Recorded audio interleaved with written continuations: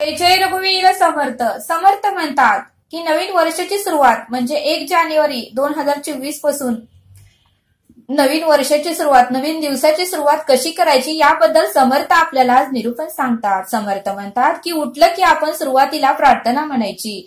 गुरुर ब्रह्मा गुरुर विष्णू गुरुर देव महेश्वरा सद्गुरु साक्षात परब्रह्म तस्मै श्री सद्गुरे नमः. त्यानंतर धरती मातेलाही नमस्कार घालायचा आणि धरती मातेला नमस्कार करताना आपण डोके ठेवून नमस्कार करायचा आणि त्यावेळेस सुद्धा एक श्लोक म्हणायचा. ज्या ज्या स्थळी हे म्हण जाय माझे त्या त्या स्थळी हे निद्रूप तुझे मी ठेवितो मस्तक ज्या ठिकाणी तेथे तुझे सद्गुरु पाय दोन्ही. आणि त्या धरती मातेला आभार व्यक्त करायचे की तुझ्या आधारामुळेच मी आज उत्तमरित्या झोपू शकलो, उत्तमरित्या उठू शकलो आणि तुझा आधार असल्यामुळेच रोजची दैनंदिन कामे ही उत्तमच होतात आणि तुलाही कोटी कोटी प्रणाम असं त्या धरती मातेलाही आपण नमस्कार करायचा. त्यानंतर देवाच्या मूर्तीसमोर जाऊन देवालाही निवेदन ठेवायचं की तुझ्यामुळेच आजचा दिवस बघायला मिळाला आणि आजचा दिवस उत्तमाचा नामस्मरणात आणि सत्कर्मात जाऊ दे. आणि त्यानंतर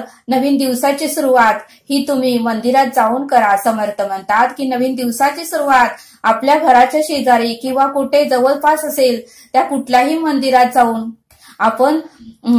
जाऊन भगवंताची त्या परब्रह्माचं आपण दर्शन घेतलं पाहिजे आणि त्या परब्रह्मालाही निवेदन ठेवलं पाहिजे की वर्षभरामध्ये माझ्याकडून कोणतेही वाईट कर्म घडू नयेत आणि माझ्याकडून उत्तमाची कर्मच वर्षभर घडावे आणि माझ्याकडून उत्तमाचीच कर्म तू या देहाकडून घडवून घे आणि एकही वाईट कर्म या देहाकडून या वर्षभरात घडू नये असं तुम्ही त्या परब्रह्माला, त्या परमेश्वराला निवेदन ठेवा आणि मंदिरात जाऊन थोडेफार दानही करा आणि त्या परब्रह्माचं दर्शन घ्या आणि मगच दिवसाची सुरुवात करा. समर्थ म्हणतात की उठल्यानंतर सूर्यालाही नमस्कार करा आणि समर्थ म्हणतात की रोज एक ग्लास भरून तरी कोमट पाणी प्या. आरोग्यासाठी उत्तमाचे आहे. कोमट पाणी हे आपल्या आरोग्यासाठी उत्तमाचेच आहे.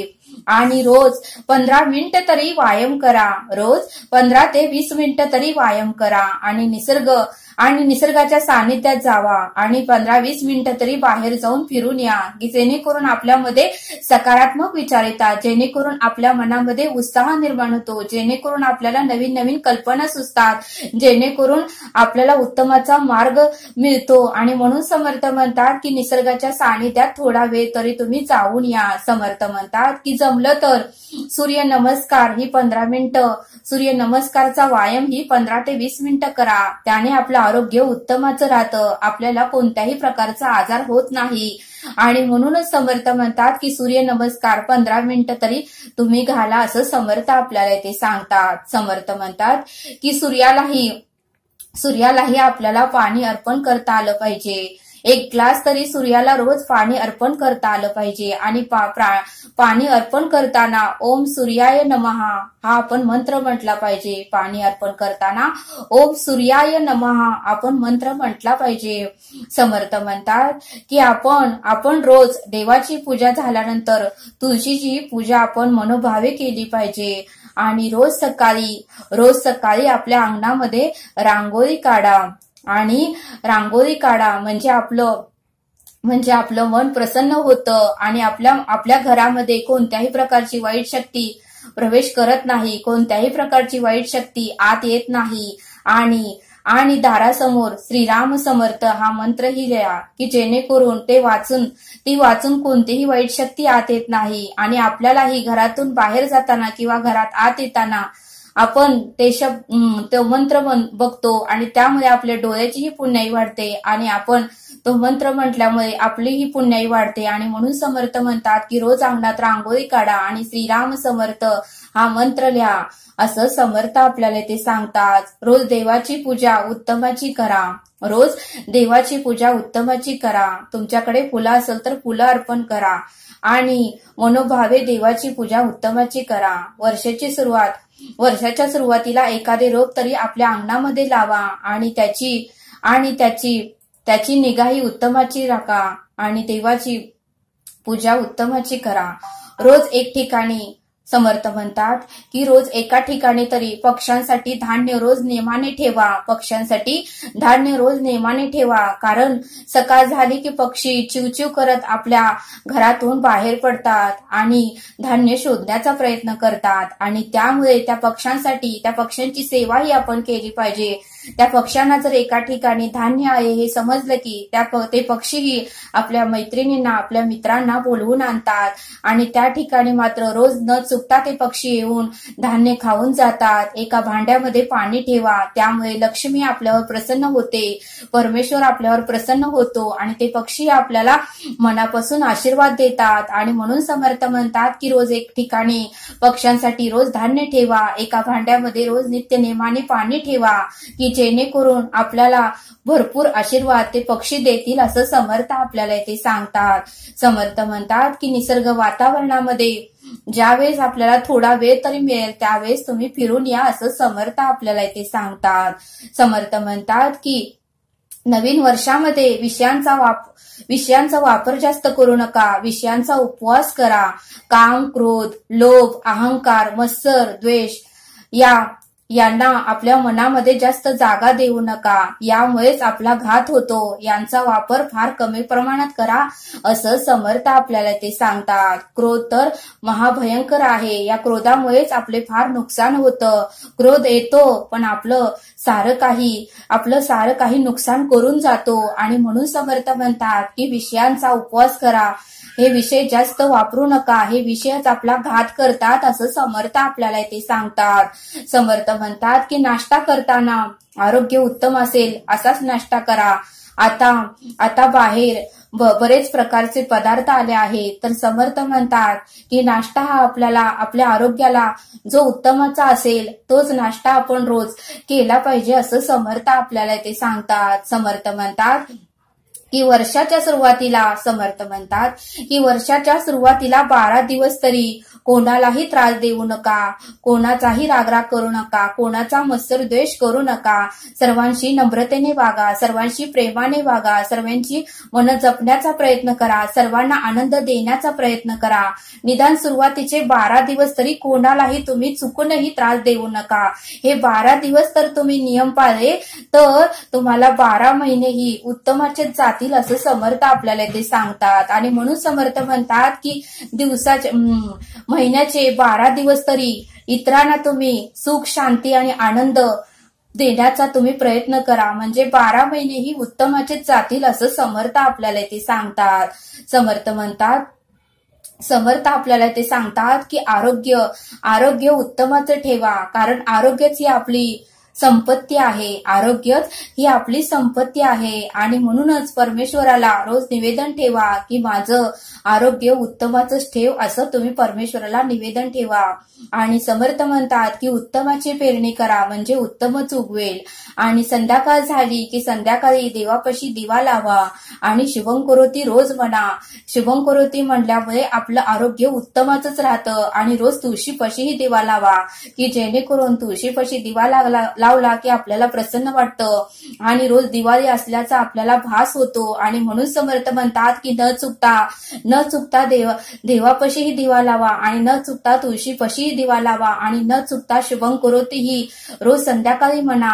वडीलधाऱ्या माणसांचा आदर राखा, त्यांचंही 2 टाइम दर्शन घ्या आणि त्यांचाही आशीर्वाद घ्या असं समर्थ आपल्याला ते सांगतात. समर्थ म्हणतात की वर्षभरामध्ये बचत करा की जेणेकरून आपण वयस्कर झालं की त्या पैशाचा उपयोग आपल्याला होऊ शकतो. आपण वयस्कर झालं की आपल्यामध्ये शक्ती नसते, आपण काम करू शकत नाही, आपल्याला काही ना काहीतरी व्याधी जळतात, डोळ्याचं ऑपरेशन होतं, गुडघे दुखतात, पाय दुखतात, हात दुखतात, मणक्याचा त्रास असतो, शुगर असते, बीपी असतो, काही ना काहीतरी व्याधी चालूच होतात. त्यामुळे समर्थ म्हणतात की तरुणपणामध्येच बचत करा की जेणेकरून तोच पैसा आपण म्हातारपणी वापरू शकतो असं समर्थ आपल्याला इथे सांगतात. आणि म्हणून समर्थ म्हणतात की उत्तमाचं उत्तम आपल्याला काय करता येईल, कसं करता येईल याचाही आपण थोडा विचार केला पाहिजे. आणि रोज भरपूर पाणी प्या आणि सकारात्मक विचार करा, पॉझिटिव्ह विचार करा, नेहमी उत्साही राहा.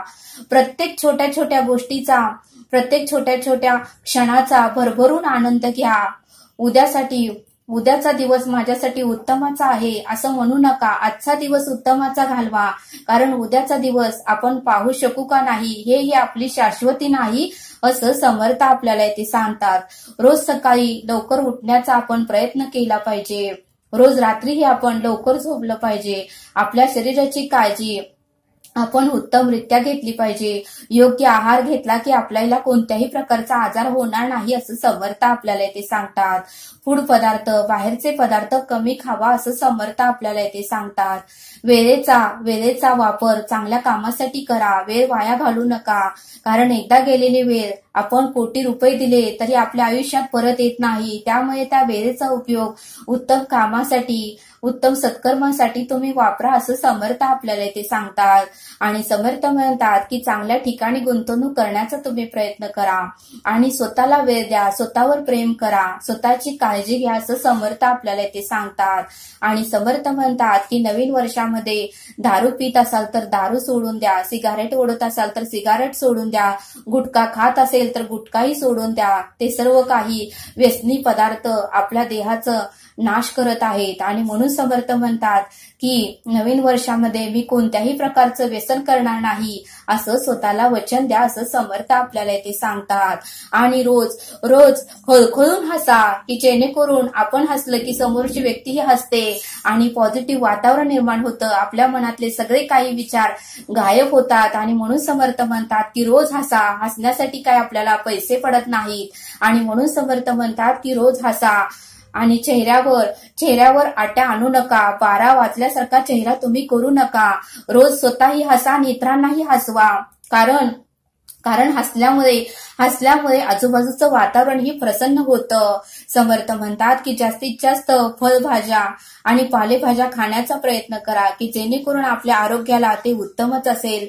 आणि समर्थ म्हणतात की पशुपक्षी प्राण्यांना आणि इतर लोकांना जर संकटात असेल, त्रासात असेल, दुःखात असतील, वेदनात असेल तर इतरांना मदत करण्याचाही तुम्ही प्रयत्न करा असं समर्थ आपल्याला ते सांगतात. समर्थ म्हणतात की नकारात्मक लोकांपासून तुम्ही दूर राहावा, कारण तुमच्याकडे जर पॉझिटिव्ह विचार येत असतील, सकारात्मक विचार येत असतील, उत्साह विचार येत असेल आणि तुम्ही जर नकारात्मक लोकांच्या मध्ये जर असाल तर तुम्हीही नकारात्मक विचार करायला सुरुवात कराल. आणि म्हणून समर्थ म्हणतात की नकारात्मक लोकांपासून तुम्ही दूर राहावा आणि नेहमी सकारात्मक विचार करा. हे होणार, मी करणार, माझं स्वप्न पूर्ण होणारच असं तुम्ही स्वतःला वचन द्या. आपण जसा विचार करू तसंच होत असतं असं समर्थ आपल्याला इथे सांगतात. समर्थ म्हणतात की कमी बोला आणि जास्त ऐकण्याचा प्रयत्न करा. फालतू बडबड करू नका. उत्तमच बोला, 2 शब्दच बोला पण उत्तमचेच बोला असं समर्थ आपल्याला इथे सांगतात. समर्थ म्हणतात की नवीन वर्षामध्ये दानधर्म करण्याचा प्रयत्न करा, आशीर्वाद घेण्याचा प्रयत्न करा, उत्तमाची कर्म करण्याचा प्रयत्न करा, सत्कर्म करण्याचा प्रयत्न करा असं समर्थ आपल्याला इथे सांगतात. समर्थ म्हणतात की घरी जेवायला जास्तीत जास्त तुम्ही प्राधान्य द्या. हॉटेलमधले तुम्ही जेवण कमी करा, कारण हॉटेलमध्ये किती दिवसाचं असतं, फ्रीज मध्ये ठेवतात, तेच गरम करून आपल्याला देतात आणि त्यामुळे आपल्या आरोग्यावर त्याचा विपरीत परिणाम होतो. आणि म्हणून समर्थ म्हणतात की आपण जास्तीत जास्त घरी पदार्थ बनवूनच आपण जेवण केलं पाहिजे असं समर्थ आपल्याला इथे सांगतात. समर्थ म्हणतात की सर्वांशी प्रेमाने वागा, सर्वांशी नम्रतेने वागा आणि सर्वांना आनंद देण्याचा, शांती, सुख, समाधान देण्याचा तुम्ही प्रयत्न करा असं समर्थ आपल्याला इथे सांगतात. आणि म्हणून समर्थ म्हणतात की मोठ्यांचा मान सन्मान राखा, कोणाचाही अपमान करू नका आणि सगळ्यांना आदराने, प्रेमाने वागण्याचा प्रयत्न करा असं समर्थ आपल्याला इथे सांगतात. समर्थ म्हणतात की एकदा केळीच्या पानाला अहंकार आला होता. केळीचे पान म्हणाले की माझं पान किती श्रेष्ठ आहे, माझ्या पानावरच सर्व साधू संत लोक, परमेश्वर, परब्रह्म सगळे केळीच्या पानावर, माझ्या पानावरच भोजन करतात असं केळीच्या पानाला अहंकार आला होता. त्यावेळेस मात्र कर्दळीचे पान केळीच्या पानापाशी आलं आणि कर्दळीचे पान केळीच्या पानाला म्हणालं, अरे तुझं तर काहीच नाही, मला फार मान सन्मान आहे व कुठल्याही सत्यनारायणच्या पूजेच्या वेळेस आणि कुठल्याही पूजा असताना माझ्या पानाचे फाटेच चौरंगाला चारी बाजूला लावतात. तू काय तुझं कौतुक सांगतोस. त्यावेळेस कर्दळीच्या पानालाही अहंकार आला. कर्दळीचं पान हे बोलणं ऐकून आंब्याचं पान तेथे आलं आणि आंब्याचं पान कर्दळीच्या पानाला आणि केळीच्या पानाला म्हणालं, अरे तुमचं काय एवढं मान सन्मान आहे. माझा किती मान सन्मान आहे पहा. दिवाळीच्या पाडव्यालाही माझ्या पानाचा उपयोग घराच्या तोरण बांधण्यासाठी दरवाजासाठी केला जातो. आणि बघा म्हणले माझाच पानाचा वापर हे गुढीपाडव्यालाही केला जातो. तोरण हे घरावर बांधलं जातं, घराच्या चौकटीला बांधलं जातं. मला किती मान सन्मान आहे असं आंब्याचं पान त्या कर्दळीच्या पानाला आणि केळीच्या पानाला म्हणू लागलं. त्यावेळेस त्या तिघांचं बोलणं ऐकून खाऊचं पान तेथे आलं आणि ते म्हणालं, तुमचं कौतुक काय मला सांगता. मला किती मान सन्मान आहे ते बघा म्हटले. ज्यावेळेस हळदी कुंकाचा कार्यक्रम असतो त्यावेळेस माझ्याच पानाचा वापर केला जातो. माझे पानच प्रत्येक स्त्रीला हे हळदी कुंकू लावून दिलं जातं. आणि हे खाऊचं पान म्हटलं की माझ्या पानाला खूप महत्व आहे. सत्यनारायणच्या पूजेलाही विडा म्हणून माझे पानच ठेवलं जातं.